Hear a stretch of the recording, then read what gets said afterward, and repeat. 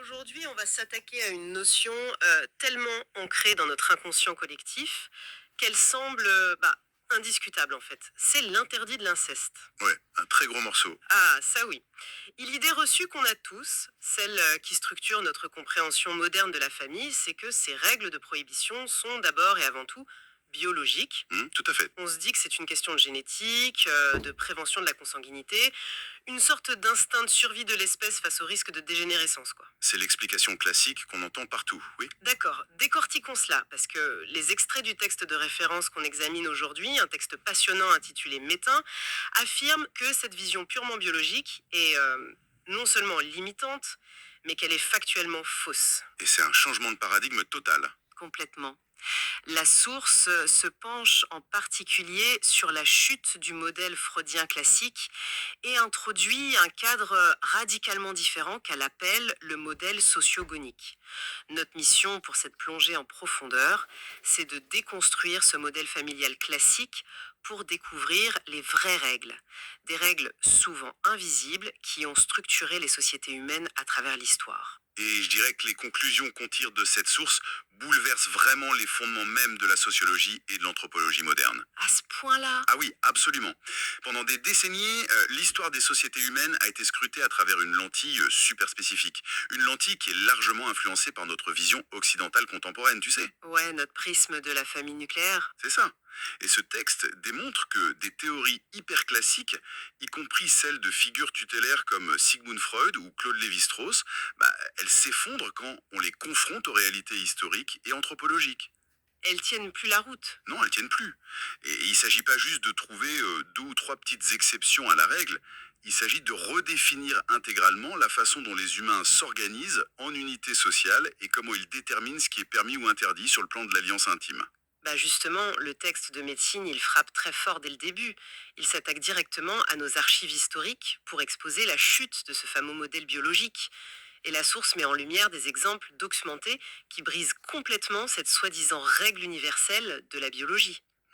Les exemples sont assez frappants. Ouais. Il est notamment question des mariages entre frères et sœurs dans l'Égypte de l'époque romaine. Un cas d'école très célèbre. Et il faut bien préciser à ceux qui nous écoutent qu'on ne parle pas ici de mythes fondateurs ou de la royauté des Ptolémées isolée dans ses palais avec Cléopâtre, quoi. Non, pas du tout. Les recensements de l'époque, les documents fiscaux, les contrats de mariage qu'on a retrouvés dans la région du Fayoum, ils montrent que des citoyens ordinaires, des agriculteurs, des artisans, pratiquaient couramment le mariage entre frères et sœurs de plein sang. Ce qui est fascinant ici, c'est l'échelle de cette pratique. C'était massif, non? Ouais, les documents historiques prouvent que c'était une institution sociale parfaitement intégrée et légale. C'était souvent dicté par des stratégies de préservation du patrimoine foncier au sein d'une même maisonnée. En gros, on voulait pas diviser la terre. D'accord, donc une motivation très pratique. Très pratique. Et si l'interdit de l'inceste reposait vraiment sur un impératif biologique universel de survie de l'espèce, une société entière n'aurait jamais pu institutionnaliser et normaliser cette pratique sur plusieurs siècles, sans s'effondrer. C'est logique. Et le texte va plus loin. Il évoque aussi l'exemple d'Abraham et de Sarah dans la Torah. Ah oui, ce passage m'a interpellé. C'est un texte fondateur pour des milliards d'individus et il décrit une alliance fondatrice au sein d'une parenté qui est extrêmement proche, puisqu'ils sont demi-frères et demi-sœurs. Ouais, Et la proximité biologique n'est même pas dissimulée dans le texte. Elle est juste traitée comme non pertinente face à l'enjeu social de leur union. c'est vrai que vu comme ça fait réfléchir. Mais en même temps, j'ai envie de me faire un peu l'avocate du diable ici. Vas-y, je t'écoute. Même si on reconnaît ces exemples historiques étonnants, la biologie évolutive nous enseigne quand même que la diversité génétique est un avantage, non? Oui, bien sûr. Alors, est-ce qu'il n'y a pas une forme de conscience intuitive, même chez nos ancêtres, que la reproduction consanguine trop rapprochée comporte des risques et que ces règles sociales, au fond, ce serait juste un habillage culturel pour un impératif purement génétique? Ouais, c'est la grande objection. Et c'est précisément l'argument évolutif que l'anthropologie classique a utilisé pendant très longtemps. Pour justifier l'interdit? Voilà. Et pour balayer les cas historiques de l'Égypte ou autres en les qualifiant de simples anomalies. Mais la source démontre que cette logique est en fait circulaire. Comment ça? Si l'évitement de la consanguinité était vraiment le moteur principal de l'interdit, comment on explique les systèmes de parenté qu'on appelle classificateurs? Ceux qu'on observe dans certaines sociétés traditionnelles? Exactement. En Australie ou dans les Amériques, par exemple. Dans ces systèmes-là, un individu appelle mère sa génitrice, oui, mais aussi toutes les sœurs de sa génitrice. D'accord. Et il va appeler frères ou sœurs des dizaines, voire des centaines d'individus avec lesquels il partage très peu de matériel génétique, voire aucun matériel génétique du tout. Et j'imagine que l'interdit s'applique quand même. Totalement. L'interdit sexuel s'applique à tous ces gens avec la même sévérité. Ça peut aller de la menace de mort à l'exil, exactement comme s'il s'agissait d'un frère ou d'une sœur de sang. Donc la biologie échoue complètement à expliquer l'intensité de cette prohibition quand elle frappe des gens qui sont génétiquement très éloignés. Ah, je vois. Donc si c'était que génétique, on s'en ficherait de marier deux cousins éloignés qui s'appellent frères et sœurs. C'est ça. Et l'erreur fondamentale de notre perspective moderne, c'est de s'accrocher à notre petite formule de la famille nucléaire, mère, père, enfant, et d'en faire l'étalon de mesure pour juger l'humanité entière. D'accord. Donc si on écarte la génétique comme étant l'arbitre ultime de tout ça, il reste quoi pour dicter ces règles? C'est vraiment là qu'intervient le concept central de notre source, le fameux modèle sociogonique. Le cœur du sujet, oui. Derrière ce terme un peu technique se cache en fait la grammaire fondamentale de la société. La sociogonie, si on résume, c'est l'étude de la manière dont les sociétés se génèrent, comment créer leurs unités de base. Leur brique fondatrice. Voilà, et surtout comment elles tracent des frontières invisibles pour organiser leur monde. C'est l'appartenance à un groupe social bien précis qui devient le critère absolu. Ça supplante totalement le fait de partager de l'ADN ou pas. Absolument. Et le passage d'une lecture biologique à une lecture sociogonique, ça nécessite vraiment de changer nos lunettes. Au lieu de s'amuser à cartographier l'ADN des gens, il faut cartographier les droits, les devoirs, la propriété, l'autorité. Ce qui relie vraiment les gens au quotidien. C'est ça. Dans ce modèle, une unité sociale, elle n'est pas définie par l'affection ou par les gènes. Elle est définie par sa fonction. Ça peut être une fonction économique, rituelle ou politique. Mm, mm. Et pour que cette unité puisse survivre et accomplir sa mission, elle doit établir des règles hyper strictes. Qui est membre et qui ne l'est pas. Ça crée une vraie ligne de démarcation. Exact. Les lois sur le mariage dans ces cultures, c'est pas des sortes de mesures de santé publique primitives. Ce sont des outils juridiques très sophistiqués pour maintenir la cohésion de ces unités sociales face à tout ce qui pourrait les diviser. Et c'est là que ça devient vraiment intéressant. Le texte aborde le fonctionnement des sociétés à lignées multiples. Alors là, le système est d'une logique implacable, mais il est totalement contre-intuitif pour nous aujourd'hui. Ça retourne complètement le cerveau. Vraiment. Prenons l'exemple qui est développé dans la source. Imaginez une organisation sociale où la filiation croisée est la norme. D'accord. Une fille va hériter de l'appartenance sociale, des devoirs rituels, des droits de propriété, mais exclusivement de l'unité de sa mère. Ok, la lignée maternelle pour les filles. C'est ça. Et le garçon, lui, il est intégré exclusivement à la lignée, aux dettes et au statut de son père. La lignée paternelle pour les garçons. Voilà. Alors, ces deux enfants naissent de la même mère et du même père. Ils grandissent sous le même toit, ils partagent la même nourriture. Du point de vue d'un laboratoire moderne avec des tests ADN, leur proximité génétique est maximale. Ce sont frères et sœurs à 100%. Et pourtant, la conclusion de ce scénario, c'est vraiment le point de rupture avec toutes nos théories traditionnelles. Qu'est-ce qui se passe pour eux? Eh bien qu'ils soient biologiquement frères et sœurs, le modèle sociogonique de leur culture les place dans des unités sociales complètement distinctes, des unités qui sont imperméables l'une à l'autre. Leurs devoirs vont vers des ancêtres différents. Leurs intérêts économiques sont séparés. Ils font techniquement pas partie de la même famille sociale. Exactement. Par conséquent, leur union sexuelle ou maritale, elle ne perturbe en rien l'ordre interne d'une unité sociale spécifique, puisqu'ils appartiennent déjà à des unités différentes de toute façon. Donc, ils pourraient se marier. Dans ce contexte très précis, leur mariage n'est tout simplement pas considéré comme de l'inceste. L'appartenance sociale prime sur le sang avec une telle force que le concept même de fratrie perd son sens biologique. Ça devient une pure catégorie de droit social. C'est fou. Les grilles de lecture classiques qu'on utilise sont totalement inopérantes face à ce paradoxe des frères et sœurs. Les anthropologues du siècle dernier, quand ils observaient ces unions, ils les classaient souvent comme des pratiques décadentes, ou alors des exceptions inexplicables. Parce qu'ils cherchaient à tout prix la violation d'une grande loi de la nature. C'est ça. Ils réalisaient pas que, pour les individus de cette société-là, la seule loi qui comptait, elle n'était pas violée du tout. Non, elle était même respectée à la lettre. Et ça montre bien que notre vocabulaire actuel, il a des limites. Le mot inceste, aujourd'hui, il transporte un bagage qui est lourdement chargé de moralité contemporaine, et de psychiatrie aussi. Un gros bagage, ouais. C'est pour cette raison que la source qu'on étudie propose de remplacer ce mot par deux concepts structurels bien distincts, l'inceste et l'exceste. Et cet abandon du terme classique, c'est vraiment une nécessité méthodologique. On doit nettoyer notre vocabulaire pour comprendre. Le concept d'inceste, qu'on écrit ici avec le préfixe IN suivi d'un trait d'union, il désigne spécifiquement l'interdiction de s'allier ou d'avoir des relations intimes à l'intérieur de sa propre unité sociale. Donc IN pour l'intérieur. Voilà, le préfixe insiste vraiment sur ce mouvement vers l'intérieur. Le but de cet interdit, c'est la préservation stricte de la structure du groupe. L'unité sociale coopérative repose sur une hiérarchie précise, des rôles définis, une solidarité sans faille pour produire de la nourriture, se défendre, honorer les dieux. C'est une machine bien huilée. Et l'introduction de la sexualité à l'intérieur de ce groupe, ça y ferait entrer la jalousie, la rivalité pour attirer l'attention, le favoritisme et au final, le chaos total. Le drame familial, quoi. C'est ça, donc l'inceste force les membres à diriger toute la charge explosive de la sexualité en dehors des frontières du groupe de coopération. L'interdit ne protège pas les gènes de la mutation. Il protège le groupe de l'implosion, en fait. C'est un pur mécanisme de sécurité interne. Exactement. Et alors, en parfait miroir de cette mécanique, la source détaille le concept d'exceste, écrit cette fois avec le préfixe EX. Le mouvement vers l'extérieur, donc. C'est ça. Il s'agit de l'interdiction stricte et formelle de se marier ou de se reproduire en dehors de son groupe social défini. Et l'un des exemples les plus documentés par la source pour illustrer cet exceste, c'est celui de la communauté yézidi. L'analyse de la communauté yézidi est brillante, parce qu'elle révèle toute la puissance de l'exceste. C'est une communauté qui a été historiquement sujette à de très fortes pressions politiques, religieuses et souvent à des persécutions violentes dans son environnement géographique. Une communauté très menacée. Constamment. Alors pour survivre, elle a érigé des frontières sociales étanches. Selon leurs règles, l'union n'est reconnue, légitime et spirituellement valide qu'à l'intérieur strict de la communauté. Se marier avec une personne non yézidi, ça entraîne l'exclusion immédiate. C'est radical. Oui, parce que l'objectif de l'exceste est vital. Empêcher la dissolution de l'identité du groupe, empêcher la perte de son patrimoine rituel et stopper la dilution de sa force démographique dans les populations qui les entourent. C'est une stratégie de survie par la fermeture.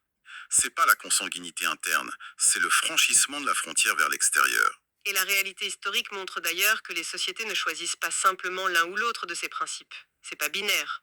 Elles tissent des réseaux très complexes où l'inceste et l'exceste se superposent à des échelles différentes. Comme des poupées russes. Exactement. Une société peut très bien interdire le mariage au sein de la lignée directe, appliquant ainsi une règle d'inceste pour éviter les conflits de proximité qu'on mentionnait, Oui, tout en exigeant que le mariage se fasse obligatoirement au sein de la même caste, ou de la même vallée, ou de la même religion, ce qui applique là une puissante règle d'exceste. C'est une vraie combinatoire sociale qui gère le flux des individus. et c'est la combinaison de ces deux règles qui forme la véritable architecture des civilisations. Ça nous permet enfin de comprendre pourquoi des alliances nous paraissent absurdes aujourd'hui. Et l'application de ce modèle socio-géonéique révèle toute sa puissance analytique quand on l'observe à l'œuvre dans des situations où les liens du sang sont complètement inexistants. Mais où l'interdit s'applique quand même. Voilà, des situations où l'interdit frappe avec la même violence que pour une relation entre un père et sa fille. Alors, qu'est-ce que tout cela signifie quand on l'applique concrètement? Le texte aborde justement ces situations sous l'angle de la parenté rituelle. Il y a des cas historiques fondamentaux comme les interdits liés à l'allaitement partagé. Ah oui, le lait. Ce système est très présent dans la jurisprudence islamique ancienne, mais aussi dans plein d'autres cultures. Ça crée ce qu'on appelle les frères et sœurs de lait. Le fait pour deux nourrissons nés de mères différentes et n'ayant aucun lien génétique d'avoir été nourris par la même femme, ça érige une barrière matrimoniale absolue entre eux. Ils ne peuvent pas se marier. Jamais. Et il en va de même pour le parrainage spirituel lors d'un baptême dans le christianisme historique. Les liens entre le parrain, la marraine et les filleuls devenaient des obstacles d'irriment au mariage. Si nous relions cela à une perspective plus large, on comprend très vite la logique. Le partage du lait maternel ou l'engagement lors d'un rituel baptismal, ce sont des actes de création de parenté extrêmement sérieux. C'est pas du folklore. C'est un contrat social. C'est un contrat social fort. En partageant la substance corporelle qui donne la vie, le lait, la nourrice intègre juridiquement et socialement l'enfant à sa propre lignée. Il devient un membre à part entière de cette unité sociale coopérative. D'accord. Et dès l'instant où cette frontière invisible est franchie et que l'enfant fait partie de l'unité, le dispositif de l'inceste s'active automatiquement. La règle qui interdit les relations sexuelles pour préserver la paix interne du groupe va s'appliquer à cet enfant de lait exactement comme elle s'applique à l'enfant de sang. Le rituel a complètement reconfiguré la cartographie de l'unité sociale. L'ADN de ces enfants de lait est pourtant différent à 100%, et malgré ça, la société traite leur éventuelle union intime comme une transgression majeure. Comme un crime. Et la force du modèle sociogonique, c'est sa capacité à englober tous ces phénomènes sans avoir recours à des contorsions théoriques en fait. Il explique avec la même logique élégante pourquoi le mariage frère-sœur est toléré dans les lignées multiples, parce qu'ils sont socialement séparés, C'est ça. et pourquoi le mariage entre frères et sœurs de lait est interdit, parce qu'ils sont socialement unis. Et cette démonstration de la source porte vraiment un coup fatal aux grands édifices théoriques du XXe siècle. On l'évoquait au début, ouais. Prenons la psychanalyse de Sigmund Freud, par exemple. Freud concevait l'interdit de l'inceste comme une sorte de fatalité psychologique. C'était le résultat d'un complexe d'Oedipe universel. Le fameux désir pour les parents. Exact. Selon lui, les humains auraient un désir refoulé fondamental pour leurs parents biologiques, ce qui nécessiterait une très forte répression culturelle pour permettre l'émergence même de la civilisation. Le grand problème de cette approche, c'est qu'elle suppose que le désir et l'interdit sont biologiquement ciblés. C'est limité du coup. Très limité. Elle est totalement incapable d'expliquer l'interdit énorme qui pèse sur des parents de lait ou sur des parrains, où le lien est purement rituel et social. Freud n'avait pas la grille de lecture pour ça, et le texte de Métine n'épargne pas non plus l'anthropologie structurale de Claude Lévi-Strauss. Une autre grande figure qui prend un coup. Sa célèbre théorie de l'alliance postulait que l'interdit de l'inceste n'était qu'une règle utilitariste, un truc inventé par les hommes pour s'obliger mutuellement à échanger leurs femmes. L'idée de Lévi-Strauss, c'était de dire qu'on forçait les membres d'une tribu à donner leurs filles et leurs sœurs à d'autres tribus pour tisser des réseaux d'alliances politiques, commerciales et maintenir la paix. La théorie de l'alliance de Lévi-Strauss est intellectuellement brillante, c'est sûr, mais elle réduit les femmes à une simple monnaie d'échange. Et surtout, elle suppose que le but ultime de toute société est l'alliance externe. Ce qui n'est pas toujours le cas. Non. Et le modèle sociogonique, en introduisant le concept d'exceste, montre bien que de nombreuses sociétés refusent catégoriquement cet échange vers l'extérieur. Elles le font pour protéger leurs ressources ou leur pureté idéologique, comme les yézidis. Oui, elle se ferme. Le modèle de la source surpasse vraiment ces théories passées en refusant de chercher une cause psychologique unique comme Freud ou une explication économique universelle comme Lévi-Strauss. Il remet l'organisation des unités sociales, avec leurs besoins spécifiques de clôture et d'ouverture, au centre de l'analyse humaine. L'interdiction ne vise pas la biologie de l'individu, elle vise la géométrie du groupe. La géométrie du groupe, j'aime beaucoup cette image. Le chemin qu'on a parcouru à travers cette analyse du texte montre à quel point les idées reçues peuvent s'effondrer quand elles sont confrontées à la complexité de l'histoire humaine. L'idée tenace d'une prohibition purement génétique de l'inceste, elle a été démontée point par point. En profondeur, oui. L'histoire révèle des systèmes beaucoup plus sophistiqués, basés sur la gestion stricte des frontières. Le concept d'inceste illustre cette nécessité vitale de protéger le fonctionnement interne d'un groupe en expulsant les dynamiques sexuelles qui pourraient le faire exploser. C'est ça, on gère les tensions internes. Et le concept d'exceste, à l'inverse, démontre l'urgence de protéger un groupe fermé contre sa dissolution dans l'environnement extérieur. La biologie n'est qu'une toile de fond dans tout ça. C'est la société qui tient le pinceau et qui trace les lignes de ce qui constitue une parenté légitime, qu'elle soit de sang, de lait ou de rite. Et je dirais que la maîtrise de cette mécanique interne des sociétés anciennes, ça nous offre un outil d'analyse redoutable pour décrypter notre propre présent. C'est vrai ? Dans une époque contemporaine comme la nôtre, où on est souvent très prompt à chercher des explications neurologiques ou génétiques à chaque comportement social, l'étude de ces modèles sociogoniques nous rappelle une chose essentielle. Ce sont les structures de pouvoir et les logiques d'appartenance qui déterminent nos choix les plus intimes. La définition de l'unité sociale n'est jamais figée, elle mute en permanence pour répondre aux défis de son époque. Et la compréhension du fait que la parenté est une construction sociale, ça ouvre des perspectives fascinantes d'analyse sur l'évolution de nos propres structures relationnelles aujourd'hui. Tout à fait. Et d'ailleurs, cela soulève une question importante sur la trajectoire de nos sociétés contemporaines. Je t'écoute. Historiquement, la géographie et la génétique ont fourni le matériau de base pour tracer ces fameuses frontières d'inceste et d'exceste. Mais la modernité a vu l'émergence de tribus virtuelles. Ah oui, les communautés en ligne. Oui, des communautés idéologiques ou numériques extrêmement polarisées, très exclusives, qui se forment sur les réseaux sociaux. Alors si l'appartenance à un groupe a historiquement dicté les règles de l'alliance bien au-delà de la biologie, la question se pose, Est-ce qu'on va recréer ces modèles c'est ça. L'humanité pourrait-elle voir émerger de nouvelles formes d'excès idéologiques, des configurations où la pression sociale interdirait de s'unir ou même d'interagir intimement avec des individus qui n'appartiennent pas à la même bulle algorithmique ou à la même sphère de conviction politique? On recréerait ainsi des frontières d'alliance totalement détachées de toute réalité matérielle ou génétique. l'hypothèse d'une parenté algorithmique, où le rituel de l'intégration ne serait plus le baptême ou le partage du lait, mais l'adhésion stricte à un code idéologique en ligne qui dicterait les relations humaines. Ça prolonge parfaitement la démonstration du modèle sociogénique, la mécanique des civilisations continue d'opérer. Elle dessine sans cesse de nouvelles lignes invisibles pour inclure et pour exclure. Il convient d'observer très attentivement ces mutations, de continuer à déconstruire les évidences biologiques apparentes qu'on nous sert et de maintenir une vraie réflexion critique sur les forces invisibles qui structurent les alliances de demain. Merci à tous d'avoir suivi cette analyse complexe avec nous et à très vite pour une prochaine plongée au cœur de nos structures sociales.